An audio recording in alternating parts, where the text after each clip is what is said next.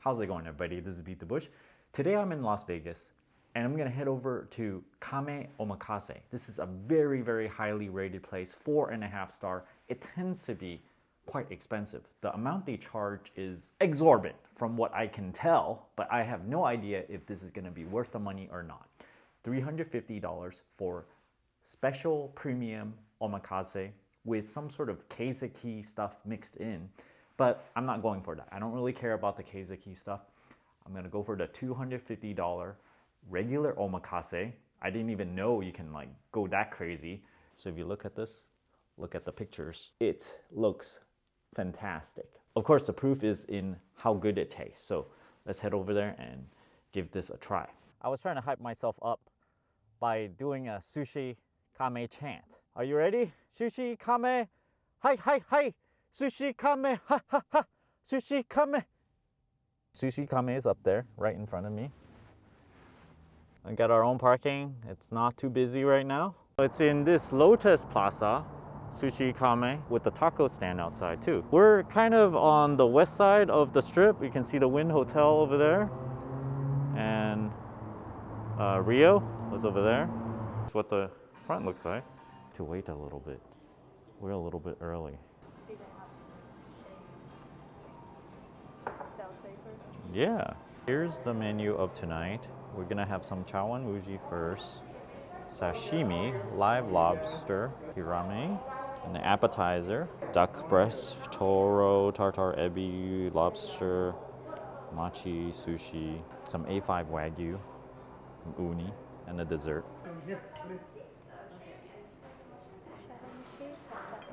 Thank you.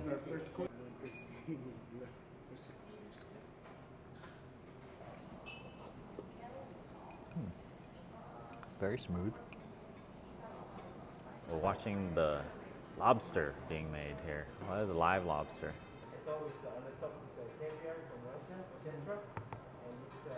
Very nice. Well, this plum thing, we have some very, very red tuna. Thai. We got the live lobster in the back with uni, toro thing, and caviar, I think. We have taco ashi, that's a giant octopus leg, sliced really thin with a little bit of yuzu pepper. And right next to it with the smoked trout roll on top, that's hirame.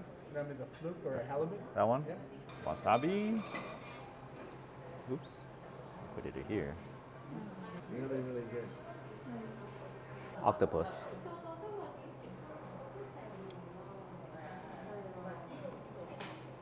It's been tenderized a lot for octopus. Second piece, I'm gonna eat this.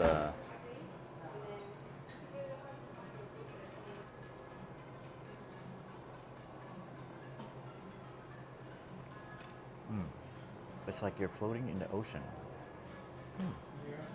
With a little bit of salmon roe on top of something.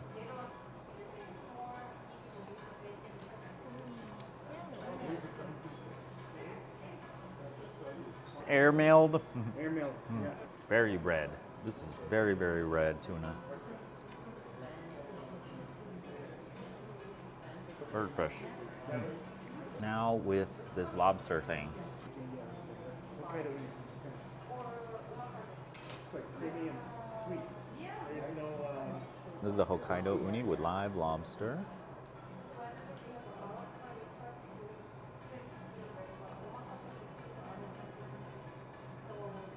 And lobster's almost like a little bit of crunchy. There's a little caviar on top of the lobster here.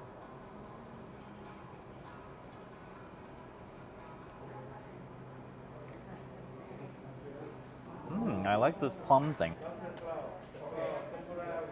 I'm gonna have this tempura thing first. It's like a fish tempura. It has some sort of sauce on it. A little dab of citrusy sauce. What? There's like a little gold egg thing. Tuna. Oh, this is tuna tartar. I know you guys like to enjoy this. Take your time. Good, good. Ponzu jello with shrimp inside. Let's see.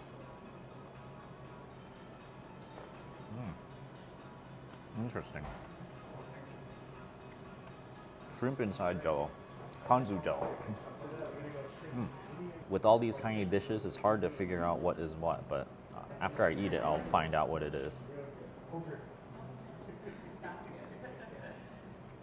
guys, so after that, we're gonna go straight to nigiri, okay? Nigiri course next. Alright. Very nice. Duck breast thing. All these tiny little bites, huh? Wow. A little salty. Duck breast. Very good.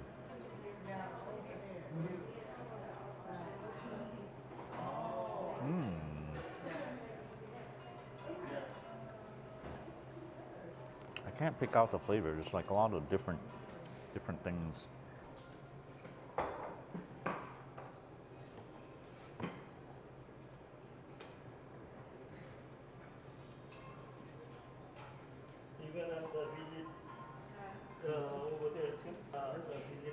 I just got my second shot. You can't speak when I'm eating it.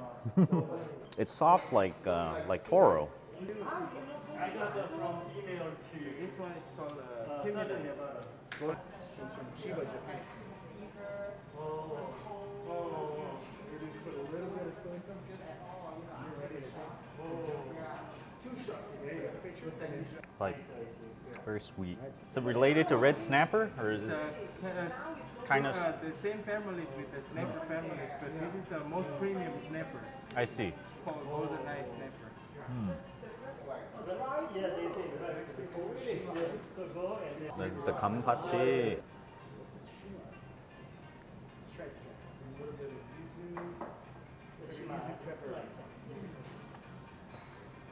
I like how it's a little firm. So we go with the shima aji.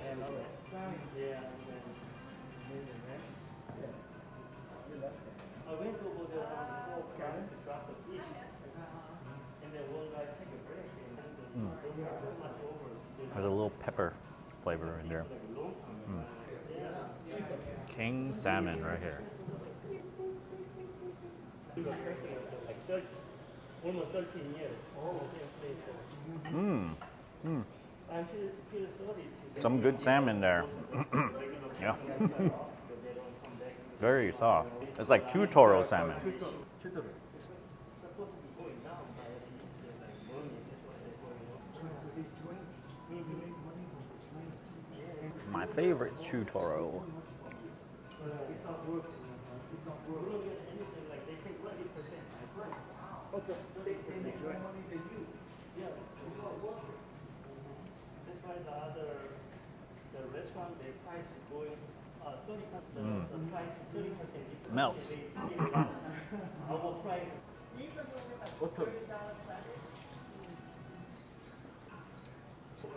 I took the money from the ramen, the beginning time.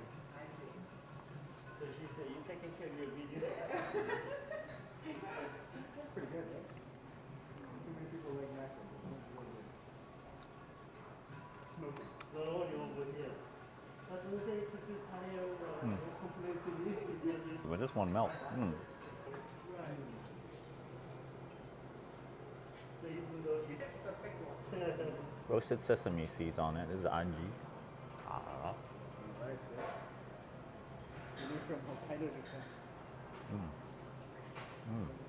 Looks good. Alright, there's the uni. Hokkaido uni.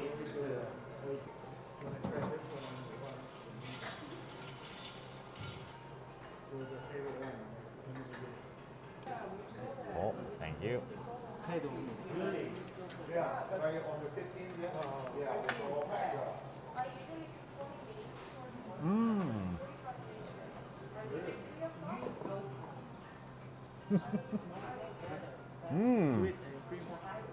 Wow.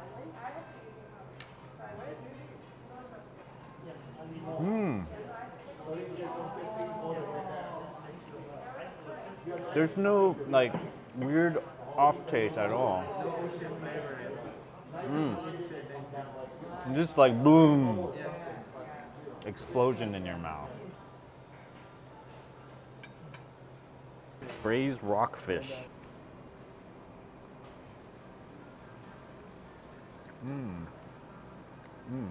Yeah, I think it's like a rock cod. And there's, oh, another piece. So. How is it, guys? Good? A little bit sweet. Lotus root. And pumpkin. Some kind of potato thing. It's very soft. Never frozen A5 Wagyu beef. All right, here's the certificate. Wagyu beef. Very nice.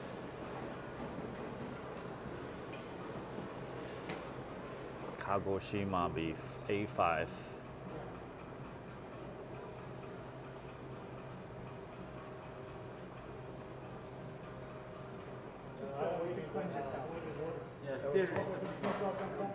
Enjoy the mushrooms and the asparagus.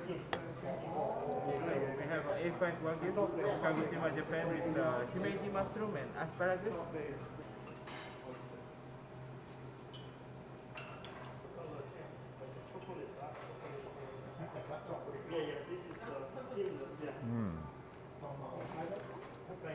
It's so soft. Gray color. Yeah, gray color.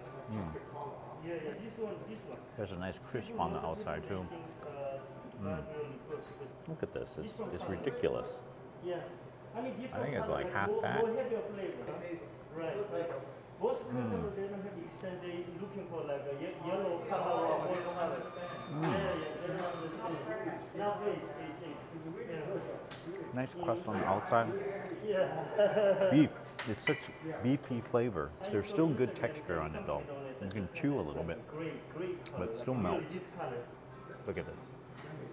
Yeah. Slow motion.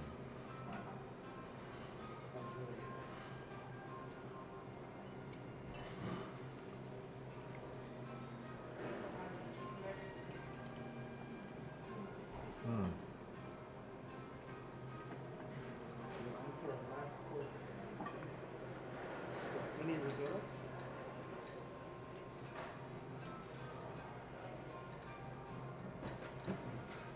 A little bit of mushroom.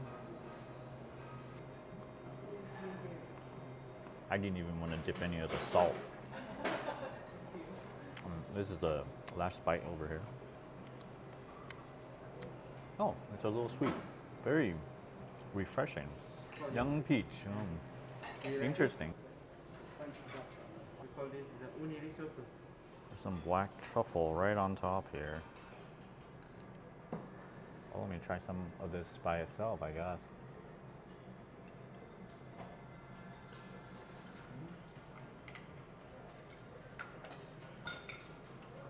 Uni risotto.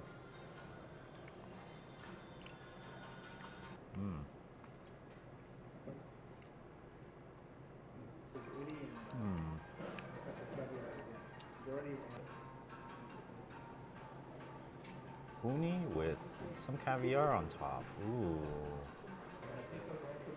So much going around.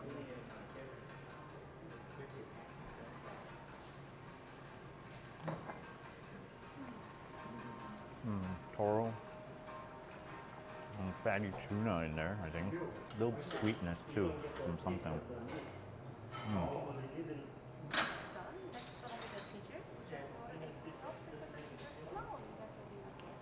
We're doing okay. We'll get the dessert, yeah.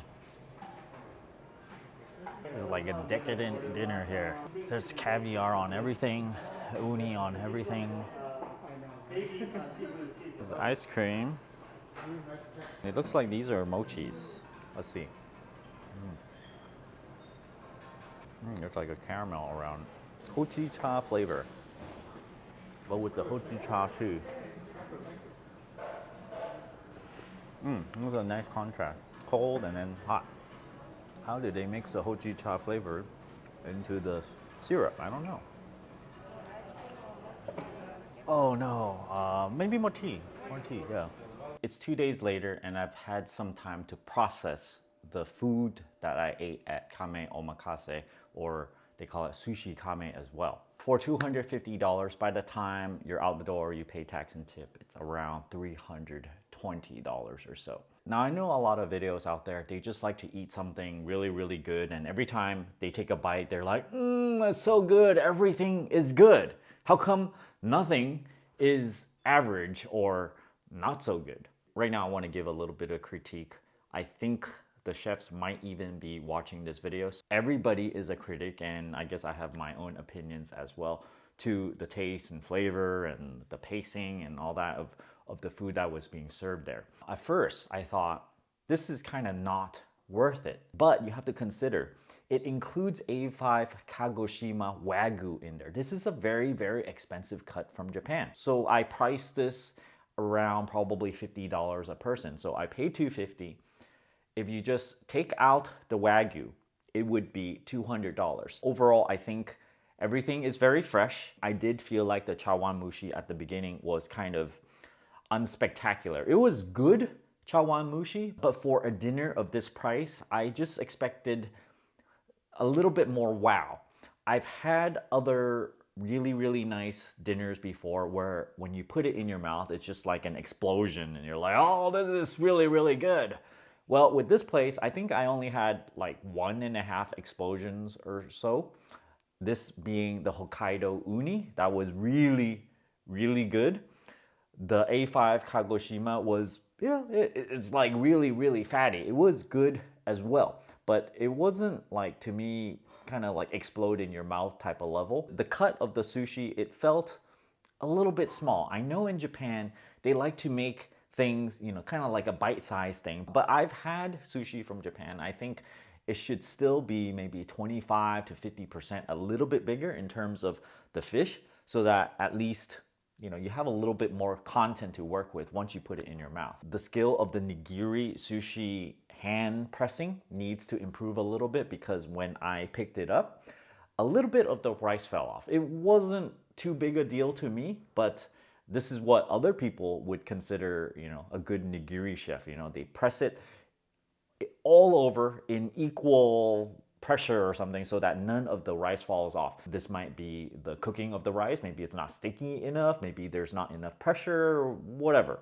You're getting what you're paid for, because mainly there's so many expensive ingredients in there. A5 Wagyu, there's caviar on like a lot of items, like 3 or 4 items. You're eating live lobster right there. So all of these things combined, you are getting your money's worth. However, I feel like the skill of the chef could improve a little bit in the things I just mentioned. I also think that because the dinner was so expensive, I feel some of the live items, they really need to show that the seafood was alive before they go around cooking it, before they go around slicing it. In other words, they need to kind of cook it in front of you and slice it, which a lot of traditional sushi places does, but I understand this place, you know, maybe they need to serve a lot of people at the same time, so then they pre-prepared the fish. You saw in the video that they have a little box and the sashimi, it's pre-cut. Now, I feel when you eat the nigiri sushi, if it's pre-cut and it's been sitting there for a little while, then it does not taste as good. It feels like if you cut it, you put it in the fridge again and you cool it again, something weird happens with the flesh. It's kind of like if you slice a cell in half, you know, it's just oozing or whatever. But if you just slice it and then you wait a while, you know, something happens. Maybe it dries up or something, the oozing, I don't know. But I do feel like a freshly cut piece of sashimi tastes better than something that's been cut and then sitting there a while. So I think they can improve by doing it what other sushi restaurant does, right? They have a block of tuna and then you just cut it and then you serve your nigiri. With that said, I don't think I need to go back to this place because it just didn't super wow me. You're getting your money's worth. It's like on par with what you expect for the price. If they keep the price the same and then they do what I am recommending or what I'm nitpicking on, then I think it would be really good value, and I would recommend other people to just, you know, jump on this, and, you know, maybe they're gonna get higher rating if they satisfy all these little nitpicky things. So thanks for watching, and don't forget to like and subscribe to this channel. Thanks for watching.